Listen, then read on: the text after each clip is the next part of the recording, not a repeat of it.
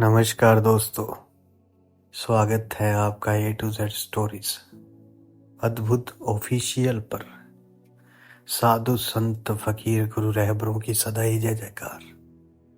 भैरव विज्ञान तंत्र सूत्र विधि 16 में केंद्रित होने की चौथी विधि जो बताई शिव जी ने पार्वती जी को, उन्होंने कहा कि हे भगवती, जब इंद्रियां हृदय में विलीन हो, कमल के केंद्र पर पहुंचो। ये विधि उनके लिए जो हृदय बहुत विकसित रखते हैं, जिनका हृदय विकसित है, जो प्रेम और भाव के लोग हैं, भाव प्रवण लोग हैं। हे भगवती, जब इंद्रियां हृदय में विलीन हो, कमल के केंद्र पर पहुंचो। ये विधि हृदय प्रधान व्यक्ति के द्वारा काम में लाई जा सकती है। इसलिए पहले ये समझने की कोशिश करो कि आखिर हृदय प्रधान व्यक्ति है कौन, तब ये विधि भी आपको समझ आएगी। जो हृदय प्रधान है, उस व्यक्ति के लिए सब कुछ हृदय ही है। अगर तुम उसे प्यार करोगे तो उसका हृदय उस प्यार को अनुभव करेगा, उसका मस्तिष्क नहीं। मस्तिष्क प्रधान व्यक्ति प्रेम किए जाने पर भी प्रेम का अनुभव मस्तिष्क से ही लेता है। वे उसके संबंध में सोचता है, आयोजन करता है। उसका प्रेम भी मस्तिष्क का ही सुचिंतित आयोजन होता है। लेकिन भावपूर्ण व्यक्ति तर्क के बिना जीता है। वैसे हृदय के भी अपने तर्क हैं, लेकिन हृदय सोच विचार नहीं करता है। अगर कोई तुम्हें पूछे कि क्यों प्रेम करते हो और तुम उसे क्यों का जवाब दे सको, तो तुम मस्तिष्क प्रधान व्यक्ति हो। और अगर तुम कहो कि मैं नहीं जानता, मैं केवल प्रेम करता हूं, तो तुम हृदय प्रधान व्यक्ति हो। अगर तुम इतना भी कहते हो कि मैं उसे इसलिए प्यार करता हूं कि वे सुंदर है, तो यहां भी बुद्धि आ गई। हृदयोन्मुख व्यक्ति के लिए कोई सुंदर इसलिए है क्योंकि वे उसे प्रेम करता है, इसलिए प्रेम नहीं करता कि वो सुंदर है। वो सुंदर इसलिए है क्योंकि वो उसे प्रेम करता है। मस्तिष्क वाला व्यक्ति किसी को इसलिए प्रेम करता है कि वे सुंदर है। बुद्धि यहां पहले आती है और तब कहीं जाकर प्रेम आता है। हृदय प्रधान व्यक्ति के लिए प्रेम प्रथम है और शेष चीजें प्रेम के पीछे पीछे चली आती हैं। वे हृदय में केंद्रित है, इसलिए जो भी घटित होता है वे पहले उसके हृदय को छूता है। जरा अपने को देखो, हर एक क्षण तुम्हारे जीवन में अनेक चीजें घटित हो रही हैं। वे किसी स्थल को छूती हैं। तुम जा रहे हो और एक भिखारी सड़क पार करता है। वे भिखारी तुम्हें कहां छूता है? क्या तुम आर्थिक परिस्थिति पर सोच विचार करते हो, या क्या तुम ये विचारने लगते हो कि कैसे कानून के द्वारा भिखमंगी बंद की जाए, या कि कैसे एक समाजवादी समाज बनाया जाए जहां भिखमंगे ना हो? ये एक मस्तिष्क प्रधान आदमी है जो ऐसा सोचने लगता है। उसके लिए भिखारी महज विचार करने का आधार बन जाता है। उसका हृदय अस्पर्शित रह जाता है, सिर्फ मस्तिष्क स्पर्शित होता है। वे इस भिखारी के लिए अभी और यहां कुछ नहीं करने जा रहा, ना ही कुछ करेगा।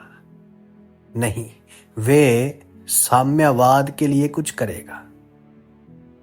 वे भविष्य के लिए, किसी उटोपिया के लिए कुछ करेगा।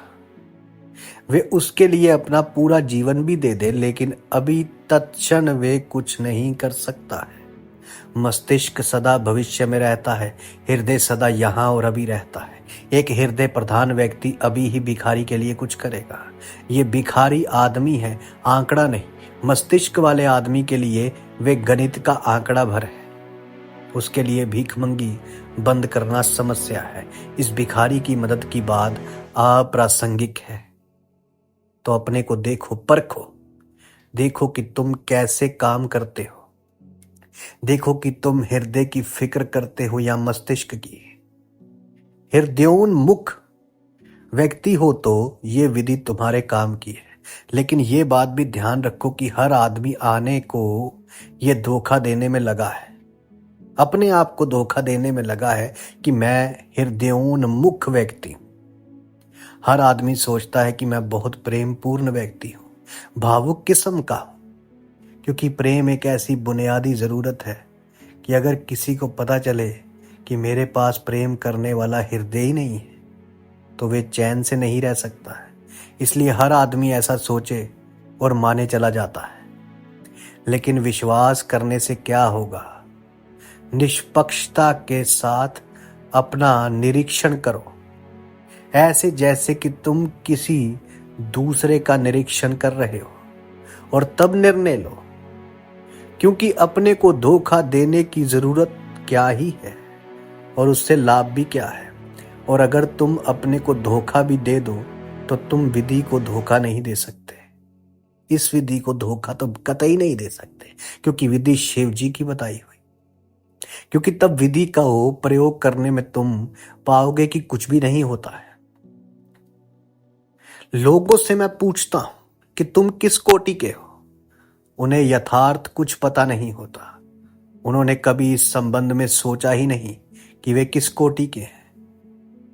उन्हें अपने बारे में धुंधली धारणाएं दरअसल मात्र कल्पनाएं हैं।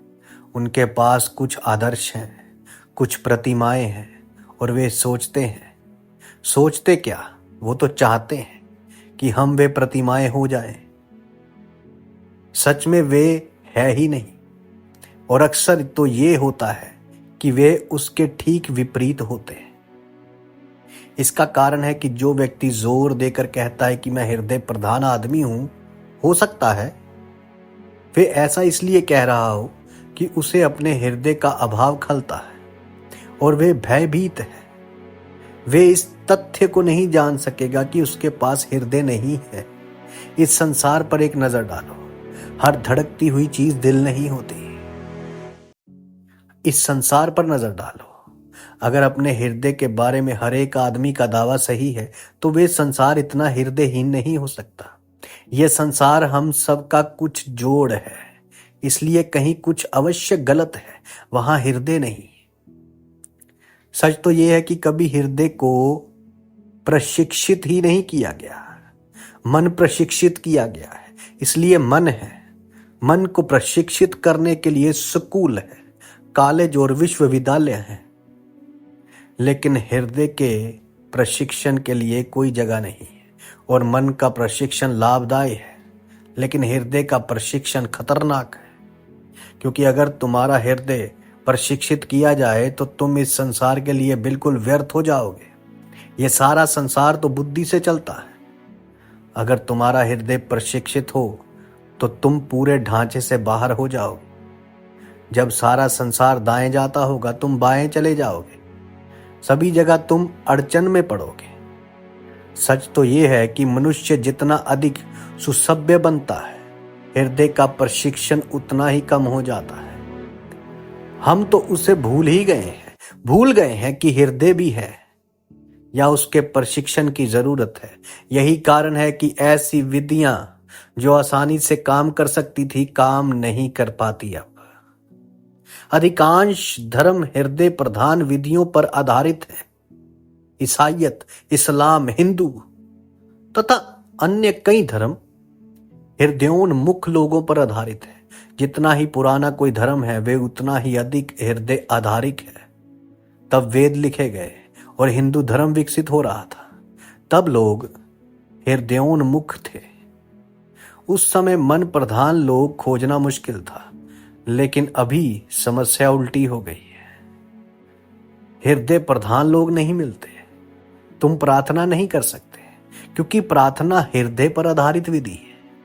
यही कारण है कि पश्चिम में जहां ईसाईयत का बोलबाला है, और ईसाईयत खास करके कैथोलिक ईसाईयत प्रार्थना का धर्म है, प्रार्थना कठिन हो गई है। ईसाईयत में ध्यान के लिए कोई स्थान नहीं है। लेकिन अब पश्चिम में भी लोग ध्यान के लिए पागल हो रहे हैं, क्योंकि अब वो इसलिए पागल हो रहे हैं, कोई अब चर्च नहीं जा रहा, और अगर कोई जाता भी है तो वे महज औपचारिकता है, रविवारीय धर्म। क्यों? क्योंकि आज पश्चिम का जो आदमी है उसके लिए प्रार्थना सर्वथा असंगत हो गई है। ध्यान ज्यादा मनोन्मुख है, प्रार्थना ज्यादा हृदयोन्मुख व्यक्ति की ध्यान विधि है।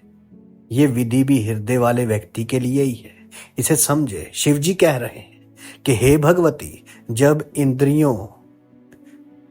इंद्रियां हृदय में विलीन हो, कमल के केंद्र पर पहुंचो। इस विधि के लिए करना क्या है? जब इंद्रियां हृदय में विलीन हो, प्रयोग करके देखो। कई उपाय संभव है। तुम किसी व्यक्ति को स्पर्श करते हो, अगर तुम हृदय वाले आदमी हो तो वे स्पर्श शीघ्र ही तुम्हारे हृदय में पहुंच जाएगा और तुम्हें उसकी गुणवत्ता महसूस हो सकती है। और अगर तुम मस्तिष्क वाले व्यक्ति का हाथ अपने हाथ में लोगे तो उसका हाथ ठंडा होगा, शारीरिक रूप से नहीं, भावात्मक रूप से। उसके हाथ में एक तरह का मुर्दापन होगा। और अगर वे व्यक्ति हृदय वाला है तो उसके हाथ में एक उष्मा होगी, तब उसका हाथ तुम्हारे साथ पिघलने लगेगा। उसके हाथ से कोई चीज निकलकर तुम्हारे भीतर बहने लगेगी और तुम दोनों के बीच एक तालमेल होगा, उष्मा का संवाद होगा। ये उष्मा हृदय से आ रही है, ये मस्तिष्क से नहीं आ सकती, क्योंकि मस्तिष्क सदा ठंडा और हिसाबी है। हृदय उष्मा वाला है, वे हिसाबी नहीं है। मस्तिष्क सदा ये सोचता है कि कैसे ज्यादा लें, कहीं से ज्यादा मिल जाए। हृदय का भाव रहता है कि कैसे ज्यादा दें, कैसे किसी को ज्यादा दें। वे जो उष्मा है वे दान है, ऊर्जा का दान, आंतरिक तरंगों का दान, जीवन का दान। यही वजह है कि तुम्हें उसमें एक गहरे घुलने का अनुभव होगा। स्पर्श करो, छुओ, आंख बंद करो और किसी चीज को स्पर्श करो। अपने प्रेमी या प्रेमिका को छुओ, अपनी माँ को या बच्चे को छुओ, मित्र को या वृक्ष, फूल या महज धरती को ही छू लो। आंखें बंद रखो और धरती और अपने हृदय के बीच, प्रेमिका और अपने बीच होते आंतरिक संवार को महसूस करो। भाव करो कि तुम्हारा हाथ ही तुम्हारा हृदय है जो धरती को स्पर्श करने को बड़ा है। स्पर्श की अनुभूति को हृदय से जुड़ने दो। तुम संगीत सुन रहे हो, उस मस्तिष्क से मत सुनो। अपने मस्तिष्क को भूल जाओ और समझो कि मैं बिना मस्तिष्क के हूं, मेरा कोई सिर नहीं है। अच्छा है कि अपने सोने के कमरे में अपना एक चित्र रख लो जिसमें सिर ना हो। उस पर ध्यान को एकाग्र करो और भाव करो कि तुम बिना सिर के हो। सिर को आने ही मत दो और संगीत को हृदय से सुनो। भाव करो कि संगीत तुम्हारे हृदय में जा रहा है। हृदय को संगीत के साथ उद्वेलित होने दो। तुम्हारी इंद्रियों को भी हृदय से जुड़ने दो, मस्तिष्क से नहीं। ये प्रयोग सभी इंद्रियों के साथ करो और अधिकाधिक भाव करो कि प्रत्येक ऐन्द्रिक अनुभव हृदय में जाता है और विलीन हो जाता है। हे भगवती, जब इंद्रियां हृदय में विलीन हो, कमल के केंद्र पर पहुंचो। हृदय ही कमल है और इंद्रियां कमल के द्वार है, कमल का पंखुड़ियां हैं। पहली बात कि अपनी इंद्रियों को हृदय के साथ जुड़ने दो और दूसरी कि सदा भाव करो कि इंद्रियां सीधे हृदय में गहरी उतरती और उसमें घुल मिल रही हैं। जब ये दो काम हो जाएंगे तभी तुम्हारी इंद्रियां तुम्हारी सहायता करेंगी, तब वे तुम्हें तुम्हारे हृदय तक पहुंचा देंगी और तुम्हारा हृदय कमल बन जाएगा। ये हृदय कमल तुम्हें तुम्हारा केंद्र देगा और जब तुम अपने हृदय के केंद्र को जान लोगे तब नाभि केंद्र को पाना बहुत ही आसान हो जाएगा। ये बहुत आसान है, यह सूत्र उसकी चर्चा भी नहीं करता, उसकी जरूरत नहीं है। अगर तुम सच में और समग्रता से हृदय में विलय हो गए और बुद्धि ने काम करना छोड़ दिया तो तुम नाभि केंद्र पर पहुंच जाओगे। हृदय से नाभि के ओर द्वार खुलता है। सिर्फ सिर से नाभि की ओर जाना कठिन है, या अगर तुम कहीं सिर और हृदय के बीच में हो तो नाभि पर जाना कठिन है। एक बार तुम हृदय में विलय हो जाओ तो तुम हृदय के पार नाभि केंद्र में उतर गए, और वही बुनियादी है, मौलिक है।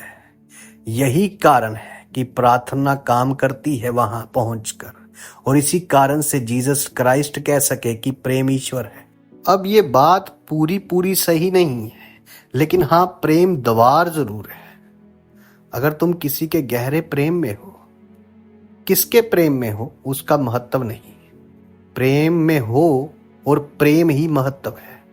इतने प्रेम में कि संबंध मस्तिष्क का ना रहे, सिर्फ हृदय काम करे, तो यही प्रेम प्रार्थना बन जाएगा और तुम्हारा प्रेमी या प्रेमिका भगवती बन जाएगी। सच तो ये है कि हृदय की आंख और कुछ नहीं देख सकती।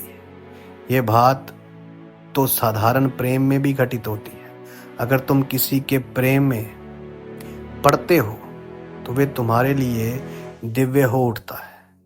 हो सकता है कि ये भाव बहुत स्थायी ना हो और बहुत गहरा भी नहीं, लेकिन तत्क्षण तो प्रेमी या प्रेमिका दिव्य हो उठती है। देर अबेर बुद्धि आकर पूरी चीज को नष्ट कर देगी, क्योंकि बुद्धि हस्तक्षेप कर सब व्यवस्था बिठाने लगेगी। उसे प्रेम की भी व्यवस्था बिठानी पड़ती है, और एक बार बुद्धि व्यवस्थापक हुई कि सब चीजें नष्ट हो जाती है। अगर तुम सिर की व्यवस्था के बिना प्रेम में हो सको तो तुम्हारा प्रेम अनिवार्यत प्रार्थना बनेगा और तुम्हारी प्रेमिका द्वार बन जाएगी। तुम्हारा प्रेम तुम्हें हृदय में केंद्रित कर देगा, और एक बार तुम हृदय में केंद्रित हुए कि तुम अपने आप ही नाभि केंद्र में गहरे उतर जाओगे। और यही सूत्र तुम्हें ये बताएगा जो शिव जी ने पार्वती से कहा कि हे भगवती, जब इंद्रियां हृदय में विलीन हो, कमल के केंद्र पर पहुंचो। साधु संत फकीर गुरु रहबरों की सदा ही जय जयकार। जल्दी मिलते हैं एक नई वीडियो के साथ। तब तक के लिए आप सबके भीतर बसे उस परमात्मा को मेरा प्रणाम। आप सबका धन्यवाद।